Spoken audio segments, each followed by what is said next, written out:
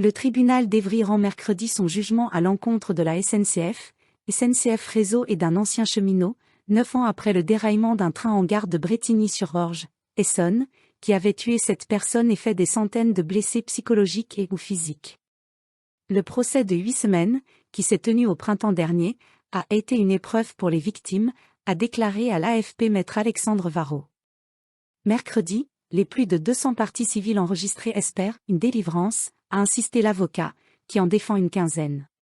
C'est une date fatidique mais tant attendue, a abondé Thierry Gomme, président de l'association Entraide et Défense des Victimes de la Catastrophe de Brétigny, EDVSB. À ses yeux, les débats devant le tribunal correctionnel d'Evry ont permis de mettre en évidence les manquements des prévenus, ayant conduit, selon lui, à la mort de ses parents. Ce vendredi 12 juillet 2013, à 17h10, une éclisse en acier, sorte de grosse agrafe joignant deux rails, s'est désassemblée, provoquant le déraillement du train intercité Paris-Limoges. Une enquête de cette année s'en est suivie pour étudier les causes de l'accident et finalement aboutir à un procès pour blessures involontaires et homicide involontaire. Pendant 8 semaines, du 25 avril au 17 juin, le tribunal a tenté d'éclaircir les responsabilités éventuelles de la SNCF, poursuivie comme héritière pénale de SNCF Infra, chargée de la maintenance au moment de l'accident, de SNCF Réseau, ex-Réseau Ferré de France, gestionnaire des voies, et d'un ancien cheminot, Laurent Watton, jeune directeur de proximité qui avait réalisé la dernière tournée de surveillance. 5 semaines ont été consacrées au débat technique.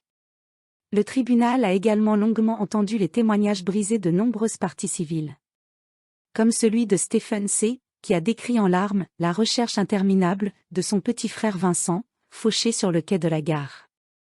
S'en sont suivies les années les plus éprouvantes de sa vie, à devoir mettre de côté son deuil pour gérer ses parents effondrés, avant de lui-même craquer.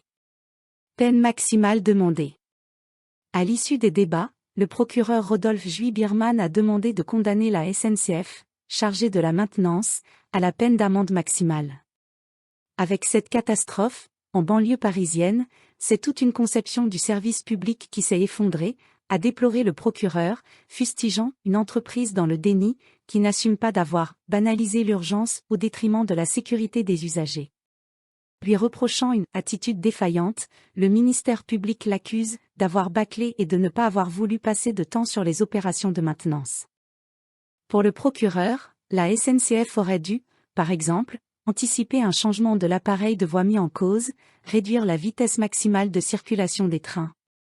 Retenant 12 fautes, le parquet a requis une amende de 450 000 € à son encontre.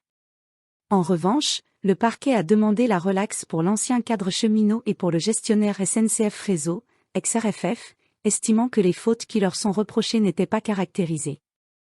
Les 3 prévenus ont demandé leur relaxe, en adressant plusieurs fois leurs pensées aux victimes.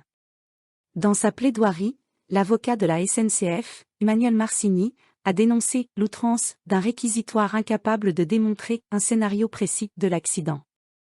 La SNCF s'est défendue en décortiquant les causes du pivotement de l'éclisse à l'origine de la catastrophe, soutenant que le désassemblage avait été soudain, provoqué par un défaut de l'acier. Et donc imprévisible.